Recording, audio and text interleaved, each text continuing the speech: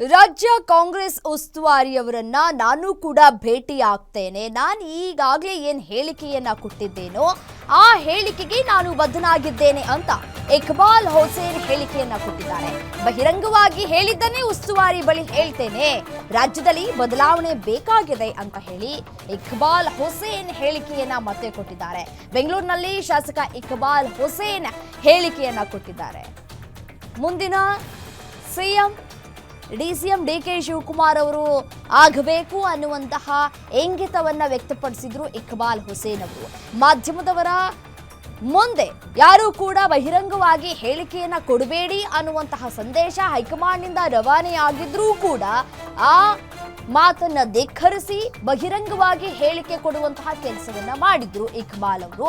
So ಹಾಗಾಗಿ ಈಗಲೂ ಕೂಡ ನನ್ನ ಹೇಳಿಕೆಗೆ ನಾನು ಬದ್ಧನಾಗಿದ್ದೇನೆ, ನಾನು ಉಸ್ತುವಾರಿ ಅವರನ್ನ ಭೇಟಿ ಆಗ್ತೇನೆ, ಭೇಟಿಯಾಗಿ ನನ್ನ ಹೇಳಿಕೆ ಏನು ನಾನು ಕೊಟ್ಟಿದ್ದೇನೆ ಅದನ್ನು ಕೂಡ ಅವರ ಮುಂದೆ ಇಡ್ತೇನೆ ಅನ್ನುವಂತಹ ಮಾತುಗಳನ್ನ ಆಡ್ತಾ ಇದ್ದಾರೆ.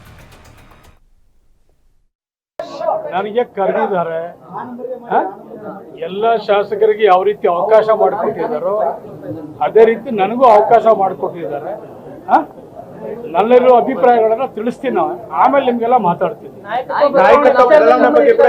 ಅದನ್ನು ಮಾತಾಡ್ತೀನಿ. ನಾನು ಏನು ಮಾತಾಡ್ತೀನಿ ಈಗಾಗಲೇ ಅದ್ರ ಪ್ರಕಾರ ಅಲ್ಲಿಗೂ ಮಾತಾಡ್ತೀನಿ ಮತ್ತು ನೀವು ಮಾತಾಡ್ತೀನಿ. ನೀವು ಬೆಳಗ್ಗೆ ನೀವು ಮಾತಾಡಿದ ವಿಚಾರಕ್ಕೆ ನೋಟಿಸ್ ಕೊಡ್ತಾರೆ.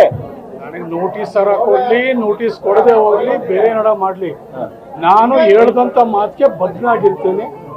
ಬದಲಾವಣೆ ಬೇಕು, ಬದಲಾವಣೆಗೆ ನಾನು ಬದ್ಧತೆಯಾಗಿ ಇರ್ತೀನಿ. ನನಗೆ ಕರೆದಿದ್ದಾರೆ, ಎಲ್ಲ ಶಾಸಕರಿಗೆ ಯಾವ ರೀತಿ ಅವಕಾಶ ಮಾಡಿಕೊಟ್ಟಿದ್ದಾರೋ ಅದೇ ರೀತಿ ನನಗೂ ಅವಕಾಶ ಮಾಡಿಕೊಟ್ಟಿದ್ದಾರೆ. ನನ್ನೆಲ್ಲರೂ ಅಭಿಪ್ರಾಯಗಳನ್ನ ತಿಳಿಸ್ತೀನಿ, ನಾವು ಆಮೇಲೆ ನಿಮ್ಗೆಲ್ಲ ಮಾತಾಡ್ತೀನಿ, ಅದನ್ನು ಮಾತಾಡ್ತೀನಿ. ನಾನು ಏನು ಮಾತಾಡ್ತೀನಿ ಈಗಾಗಲೇ ಅದ್ರ ಪ್ರಕಾರ ಅಲ್ಲಿಗೂ ಮಾತಾಡ್ತೀನಿ ಮತ್ತು ನೀವು ಮಾತಾಡ್ತೀನಿ. ನೀವು ಬೆಳಗ್ಗೆ ನೀವು ಮಾತಾಡಿದ ವಿಚಾರಕ್ಕೆ ನೋಟಿಸ್ ಕೊಡ್ತಾರೆ. ನನಗೆ ನೋಟಿಸ್ ಕೊಡ್ಲಿ, ನೋಟಿಸ್ ಕೊಡದೆ ಹೋಗ್ಲಿ, ಬೇರೆ ನಡ ಮಾಡ್ಲಿ, ನಾನು ಹೇಳ್ದಂತ ಮಾತಿಗೆ ಬದ್ಧನಾಗಿರ್ತೀನಿ. ಬದಲಾವಣೆ ಬೇಕು, ಬದಲಾವಣೆಗೆ ನಾನು ಬದ್ಧತೆಯಾಗಿ ಇರ್ತೀನಿ.